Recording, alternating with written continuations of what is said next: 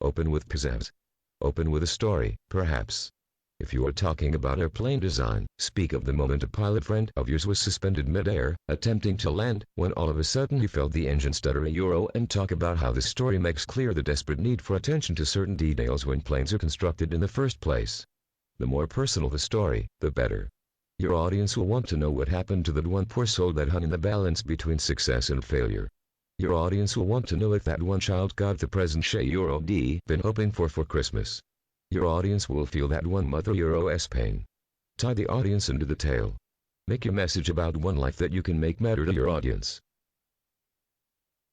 Or open with a quote. And can never consent to creep when one feels an impulse to soar.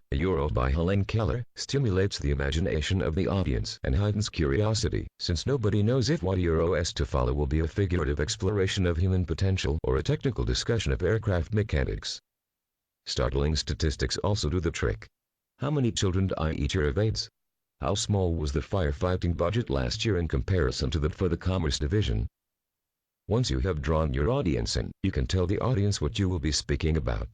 In fact, an overview of the presentation following the initial attention grabber does wonders for organizing the audience's thoughts, making room in the audience's brains for the information you are about to deliver. Thus, after you talk about your pilot friend and his failing engine, tell everyone that you are going to talk about airplane design. You may even outline 3 or 4 main points that you are planning to make as the speech progresses. Don't get too detailed here, though. Make the points crisp and clear so that nobody gets confused. As you deliver your speech, however, return to the story, quote, or statistics you mentioned at the start. If you believe a particular piece of equipment is essential in airplane design, talk about that equipment, and then talk about how much better off your friend Stan would have been if his plane had one of those.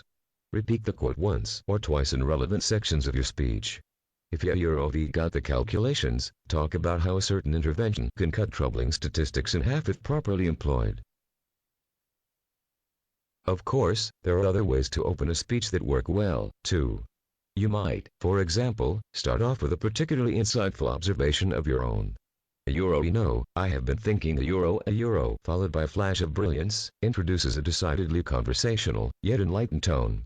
You might even choose to do a reverse speech. If your conclusion is particularly surprising or likely to generate controversy, toss it out at the beginning and promise your audience that you can back your argument up. The exact tone and content of the opening zing are up to you, but you must ensure that you go beyond a basic introduction to your upcoming words and fully demonstrate your knowledge of the subject and your knowledge of the audience's needs.